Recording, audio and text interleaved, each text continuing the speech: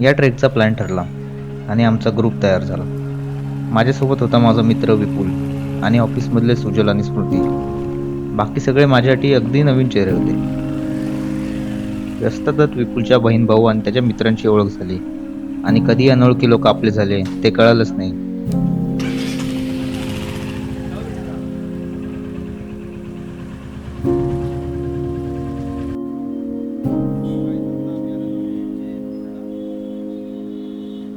रात्री बरोबर 8 वाजता आम्ही पुण्यातून कळसुबाईच्या दिशेने निघालो.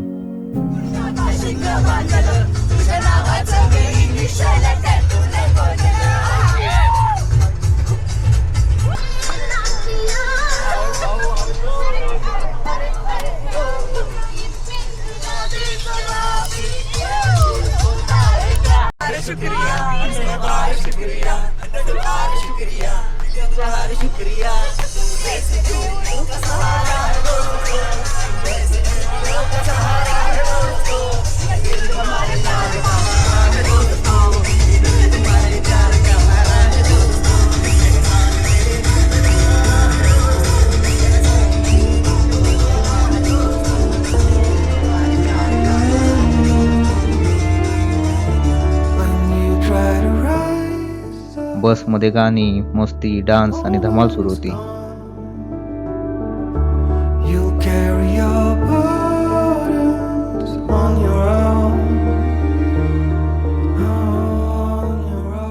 थोड्या वेळाने सगळे शांत झाले, कारण पुढे होता तो एक अविस्मरणीय ट्रेक.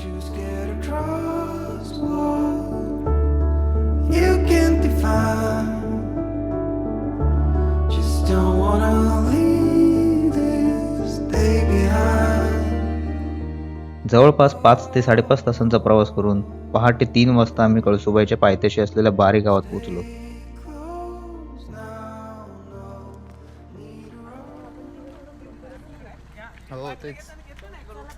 फक्त 15 मिनिटात फ्रेश होऊन ट्रेकची खरी सुरुवात झाली. ठीक आहे, आपण रेडी आहे. आपण काय नको मारेल. ते आवाज ऐकून पळून जाईल. शांत बस, बोलू नको. बिलकुल नाही पळणार, ते उलट जवळ येईन. तिचे पाय बघ ना, एकदम सॉफ्ट आहे. ते हे वाला हां, अगं दाबू नको ना मग. काय नाही करत आमचं चालू आहे दादा. हॅलो गाईज, आपण करणार आहे कळसुबाई ट्रेक, जे की 15,400 मीटरवर आहे, highest peak of Maharashtra. Okay, तर आता बेसिक इन्स्ट्रक्शन आहे. बॅगच्या पॉकेट्समध्ये काय पण चिप्सचं रॅपर वगैरे असेल तर ते आत ठेवा, वरती बंदर असतील. मराठी समस्या का ना? ओके आहे ना? ठीक आहे. मग जे पण असेल ते आत ठेवा. पाण्याची बॉटल वगैरे कॅरी करा. आता आपण ऑरेंज गेट पाशी जाणार आहे. इथे जर कोणाला असं वाटत असेल की ट्रेक कम्प्लीट नाही होणार तर तिथं अवॉइड करा. तर लीड मी करतोय आणि पाठीमागे आता पुढे प्रणव पुढे. तर हे दोघं पाठीमागे असणार ऑरेंज गेट पर्यंत. ठीक आहे. ऑरेंज गेट नंतर मी पाठीमागे थांबणार आणि हे दोघं लीड करणार. तर ह्या दोघांच्या मध्येच तुम्हाला राहायचं आहे. ठीक आहे. गणपती बाप्पा.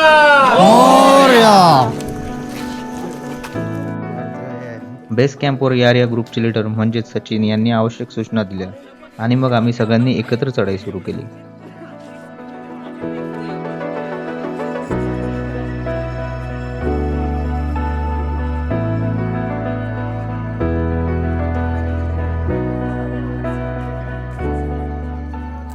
हळूहळू रात्र संपत होती. आकाश उजळायला लागलं होतं आणि प्रत्येक पावलागणिक उत्सुकता वाढत होती, कारण आज महाराष्ट्राच्या सर्वोच्च शिखरावरून सूर्योदय पाहायचा होता.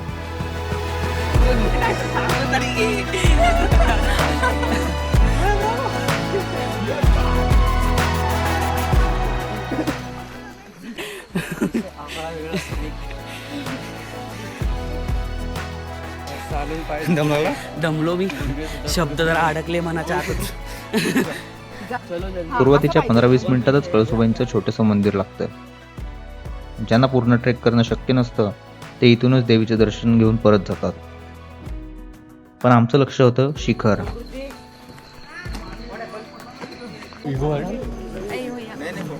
चलो यारिया चलो. वरती चढता चढता अनेक ठिकाणी चहाचे आणि नाश्त्याचे स्टॉल लागलेले आहेत. विशेष म्हणजे हे रात्रीचे सुरू असतात.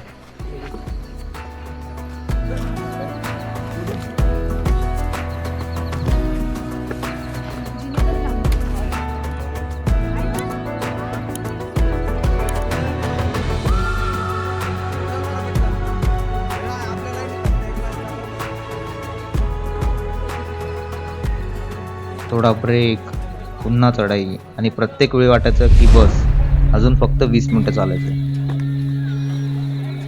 पण प्रत्येक डोंगराच्या मागे अजून एक डोंगर तयारच असायचा.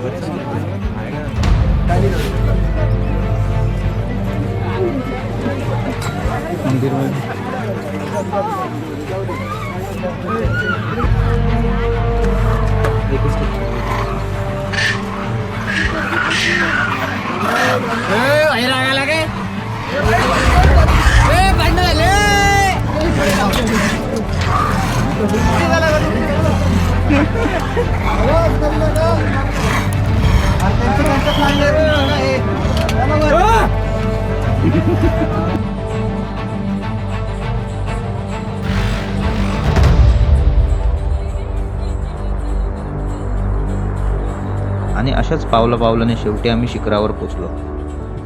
आणि खरंच वर पोचल्यावर जे दृश्य दिसलं ते शब्दात सांगणं अशक्य आहे. थंडगार वारा, ढगांनी झाकलेले सह्याद्रीचे डोंगर आणि उगवत्या सूर्याच्या प्रकाशात न्हालेला संपूर्ण परिसर. तो क्षण आयुष्यभर लक्षात राहील असा होता. हो, गर्दी खूप होती, पण त्या निसर्गासमोर बाकी सगळंच विसरून गेलो.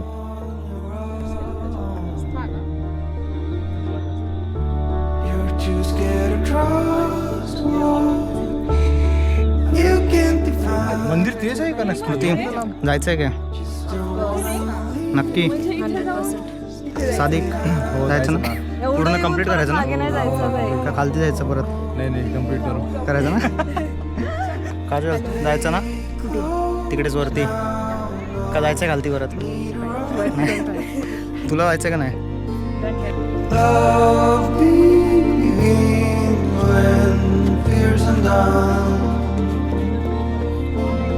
Stay close now, no ground below. If I fall, please don't let go of me. Oh, and everything you see in me.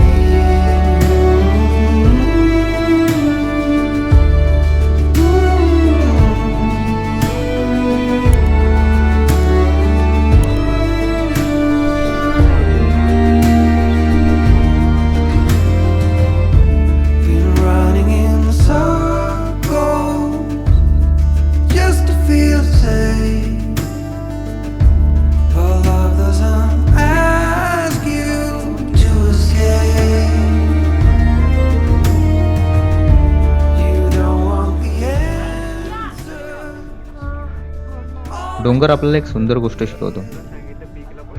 वेगाने धावणं कधीच महत्त्वाचं नसतं. महत्त्वाचं असतं ते थांबून न जाणं. कारण प्रत्येक पाऊल तुम्हाला तुमच्या ध्येयाच्या जवळ नेत असतं. आणि शेवटी शिखर त्यालाच मिळतं जो कितीही दमला तरी चालणं सोडत नाही.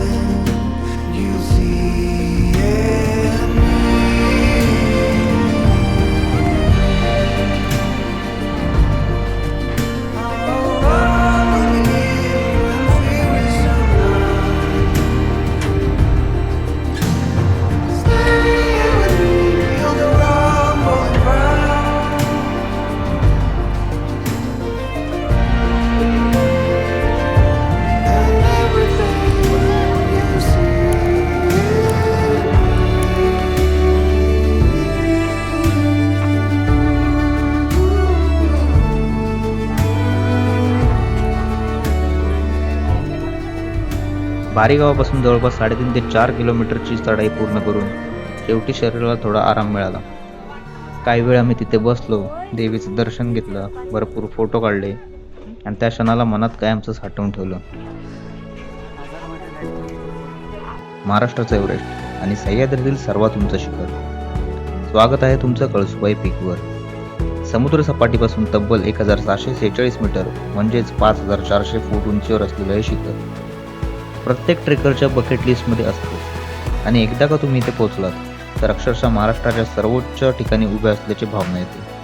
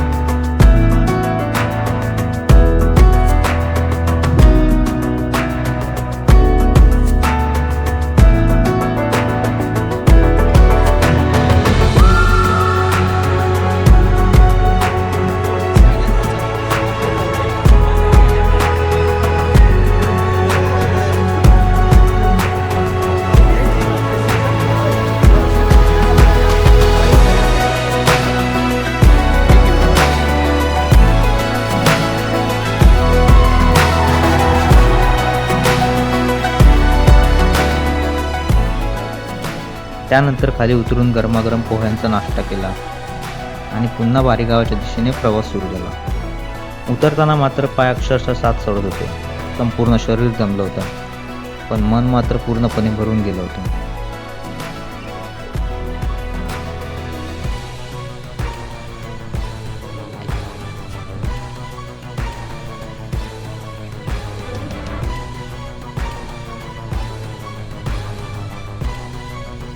हा ट्रेक फक्त महाराष्ट्राच्या सर्वोच्च शिखरावर पोहोचण्याचा नव्हता, तर नवीन लोकांना भेटण्याचा, निसर्गाला जवळून अनुभवण्याचा आणि स्वतःला थोडंसं अधिक ओळखण्याचा होता. नाही आलं.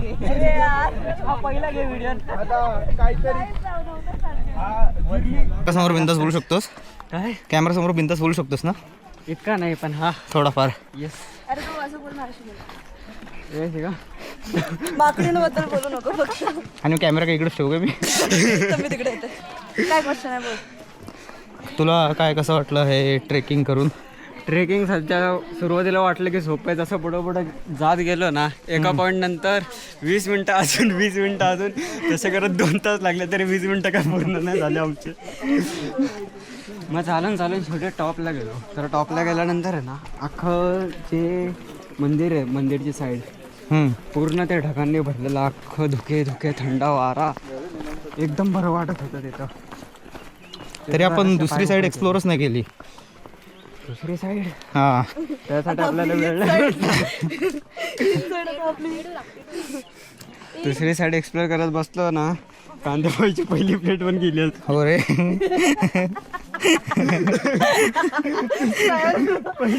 नाहीच. स्मृती, तुला कसं वाटलं? मला चांगलं वाटलं की मी अरे हा विपुल मगाशी गेलो 1 तासात निघाल तरी अजून इथंच आहे. Out of content. हा ना. स्मृती, तुला कसं वाटलं? मी डिसिजन माझं रिग्रेट नाही केलं. आय वॉज ग्लॅड की आय केम, नाही तर मी घरी बसून टीव्ही बघितला असता पूर्ण दिवस. सो खुद की औकात समझ गई. फिजिकल फिटनेस की. बहुत दिन से ज्यादा. And it was a very good experience. Kalsubai has been on my bucket list. Don't पडू आपण दोघे. Since 2 years. So, brother. दगडाला आला का तुला?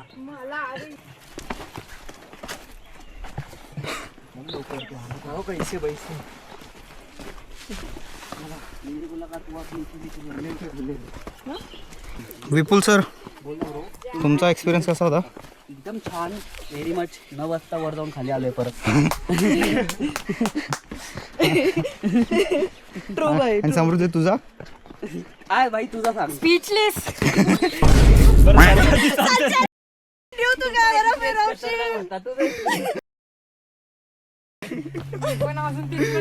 शियार. 16 होता, लक होता. पण थँक्यू स्मृती कंटेंट दिल्याबद्दल.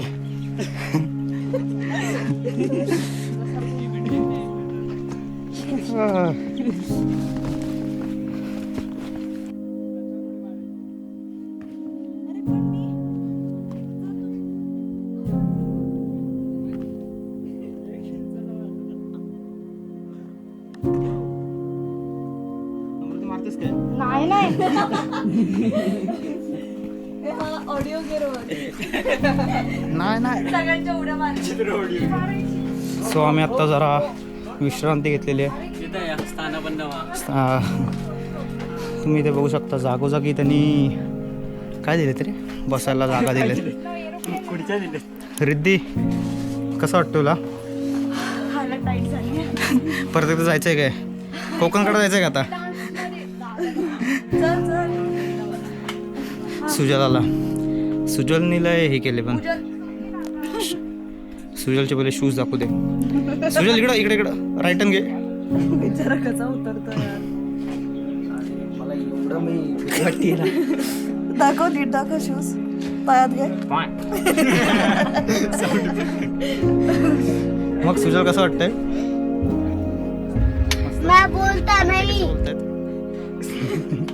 काहीच नाही बोलत. कंप्लेंट करताय.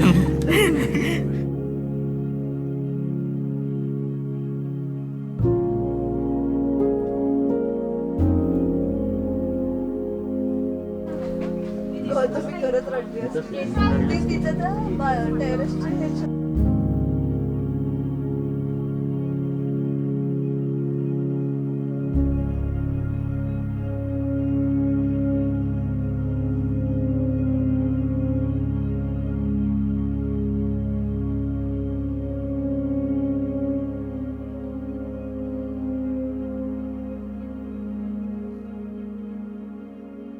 फक्त अर्धा किलोमीटर लक्षात ठेवा. 500 मीटर तिथून फक्त बस 500 मीटर.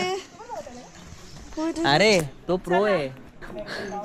रोहन अभी भागते भागते जा रहा है टुवर्ड्स द ऑरेंज गेट.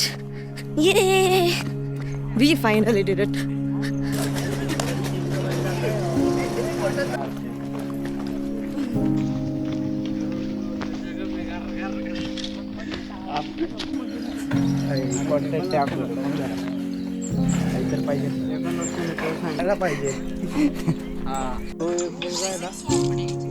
कोण सपोर्ट घेत होता खाली. बारे गावात परत येऊन छान जेवण केलं आणि मग पुण्याच्या दिशेने परतीचा प्रवास सुरू झाला. माझा कूल वाईब, रिफ्रेशमेंट.